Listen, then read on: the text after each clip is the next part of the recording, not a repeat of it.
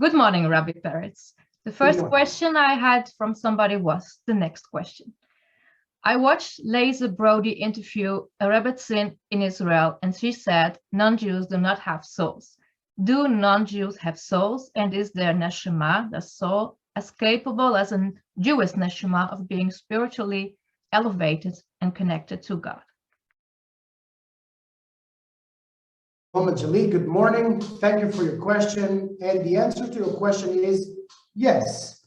In Noahide, a person who is born from a Gentile mother, who is not Jewish, has actually a soul like a Jew has, and has the three levels of the soul like a Jew has. He has a level of nefesh, which is the vital soul, the physiological soul that allows him to be clinically alive, in a physical body.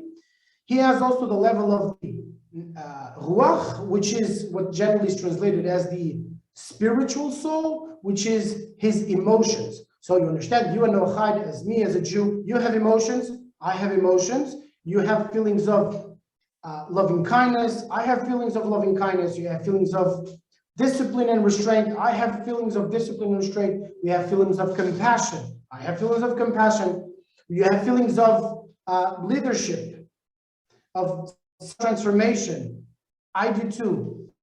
Every person has feelings and emotions. So yes, a Noahide also has to this second level of the soul. There is even a further level of the soul, which is called the neshama, like you mentioned yourself, which is referring to the intellectual part of the soul. So you as a Noahide, I as a Jew, we both have the intellectual level of the soul. You're able to think, I'm able to think, you're able to planify the future, I'm able to planify the future. We are able to process information and to delve into the logic of cause and effect. So therefore, we have an intellectual soul. So yes, Noahides and Jews have a soul. A soul is the channel for life. Noahides and Jews have that channel for life. You are alive, and I am alive. You're alive at the intellectual level, at an emotional, and at a clinical level. We both are. So yes, it is possible to connect to Hashem on those three levels, as an Noahide and as a Jew. On a clinical level, you do sport twice a week, 25 minutes, you go run. I do sport, I go run. I should maybe do it a little bit more often, but we both can serve God in that very first level of our soul, which is the biological level, to be healthy, to have a healthy body.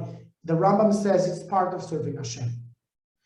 Second part, we can be engaged in our emotional growth, in the refinement of our traits of characters. You and I, we can serve Hashem in the refinement of our traits of character. If a person is stingy, he can try to be a little bit less stingy and give charity to someone in the street. If a person is often aggravated very fast by something that happens or someone tells him, he's immediately, if someone doesn't go fast enough, when the light becomes green in the traffic, he's already pushing the horn. Well, get out of my... So a person can try to work on that and become a little bit more patient. So we will both be serving Hashem on that second level of our soul, the level of ruach. And the third level is when the intellectual level is when we try to incorporate in our lives a little bit more Torah study.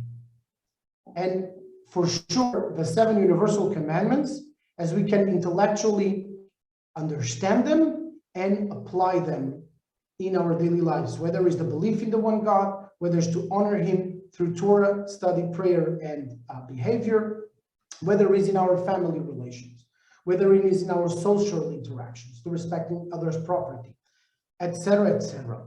So we can serve Hashem in these three levels of our soul together. Thank you for the answer. And next week, new question. Looking forward. Bezat Hashem.